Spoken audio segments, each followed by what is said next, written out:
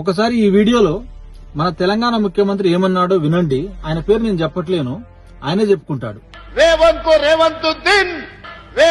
रेवंतुद्दीन कहे तो भी मेरे कोई परवाह नहीं है, मैं इसको अच्छी तरीका से मैं स्वीकार करता हूं.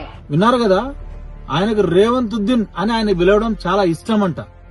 మీకు గుర్తుంటే దీనికంటే ముందు జూబ్లీ హిల్స్ బై ఎలక్షన్స్ లో ఈ రేవంతుద్దీనే కాంగ్రెస్ అంటే ముస్లిం, ముస్లిం అంటే కాంగ్రెస్ అన్నాడు. ముసల్మాన్ కా మతలబ్ కాంగ్రెస్, కాంగ్రెస్ కా మతలబ్ ముసల్మాన్.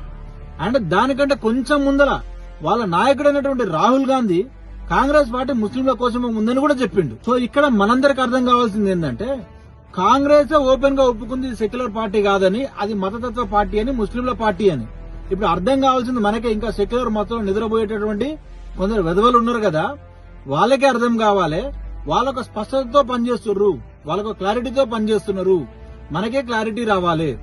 అందుకనే ఇది ముస్లిం పార్టీ కాబట్టి కాంగ్రెస్ వీళ్ళు అధికారంలోకి వచ్చిన తర్వాత 18 గుళ్లను గులగొట్టిరు.